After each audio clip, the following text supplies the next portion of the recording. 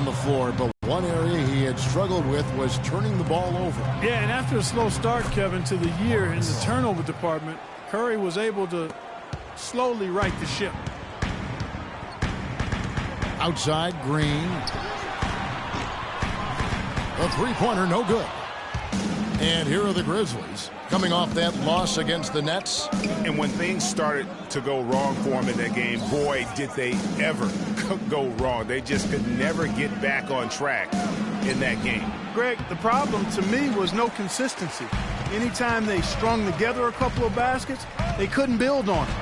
Thompson with the bucket. And it looks like he might just be on his A game today, Clark. Warriors on D. It's a three-point game. This, of course, their first opportunity to play Memphis this season. They take on a team they knocked out of the playoffs last season in the conference semis. Greg, would you suspect a little bad blood or bad feelings from the opposing side? They better be ready to scrap. And the Grizzlies, guys, a powerful post-play team. Mike Conley, though, is still the straw that stirs the drink. I mean, he may be the most underrated point guard in our league. His quickness and ability to penetrate the lane brings a great balance to their offense. And the first one at the line is good. And Conley at 6'1". He doesn't get pushed around. Well, he embraces the team's tough defensive style. He gets into you, racks up steals, and he's really a committed defender.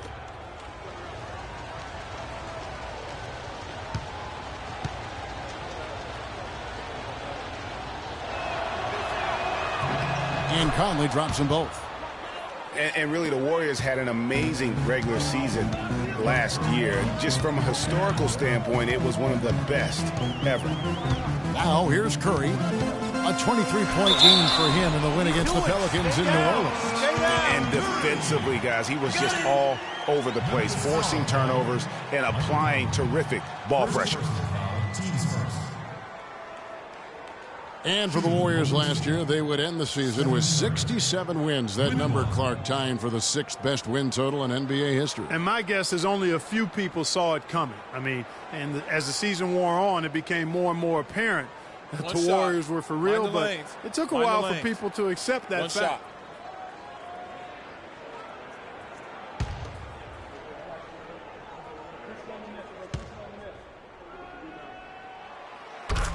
Early on last year, it was clear Steph Curry was just on another level, was an MVP candidate right from the start of the season, and he would eventually be voted that award. And I thought very deserving. You could see how he elevated his play, and so many of us, and so much talk focuses on what he does offensively.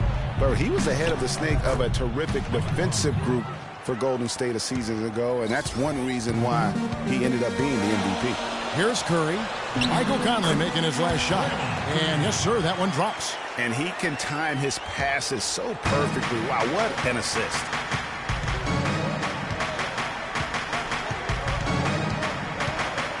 Good-looking screen by Gasol. Stevenson with it.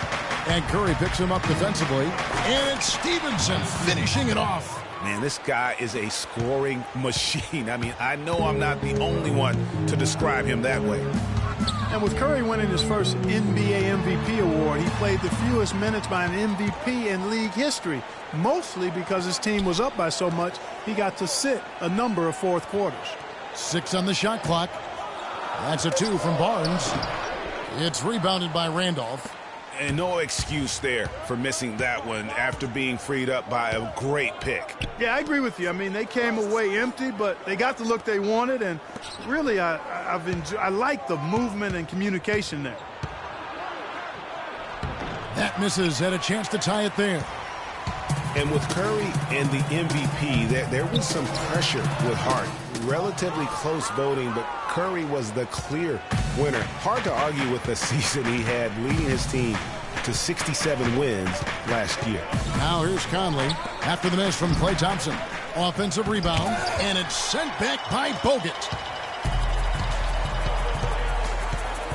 Curry against Conley. Curry dishes to Thompson. Good, and Curry gets the assist. Curry's got 3 assists tonight. Well, that's one way he can finish, but far from the only way he gets it done. He's got all kinds of tricks up his sleeve. Randolph a screen. Sticking too much. Conley against Thompson. Conley the pass to Randolph. Outside Curry. Pass to Green. Uncovered. Cannot hit. And it's Memphis the other way. They really want to find that igniter here. Yeah, that's right. Now here is Conley. His last outing, he had 8 points. Nice shot by Randolph. Michael Conley with excellent vision on that pass. The Warriors leading. Outside Curry. 1:27 left to play in the first quarter. That's his second shot and his second basket. He's 2 for 2. For Memphis, they've gone 50% from the field to this point, 4 of 8. Now let's find out what head coach Steve Kerr had to say to Doris Burke. Doris? He brought up Marc Gasol, a kind of sleeper player he thinks could give them trouble. Coach said he's a guy 7 foot plus. He's very skilled, can shoot and finish over either shoulder, and he doesn't shy away from contact. He's a guy you have to really pay attention to. And I've told our guys, we can't let him have a big game. Fellas, we'll see how they do against him. Great. Thanks for the report, Doris. Looking at who's out there now for the Warriors. Festus Ezeli, he's checked in for Bogut. Spates comes in for Green. Andre Iguodala. He's checked in for Barnes. And it's Livingston in for Curry. Here is Livingston. Ezeli. No luck. Great D that time from Green. A chance at a 2 for 1 if they want it. If I'm them, I try it. Stevenson outside. Trying to find Green. He's got it now. And a foul on the shot. He'll go to the stripe for 2.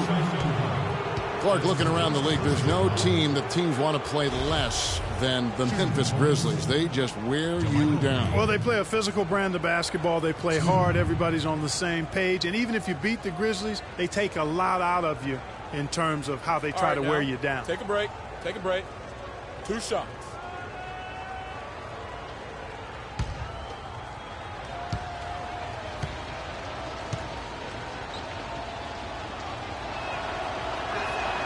First free throw is good.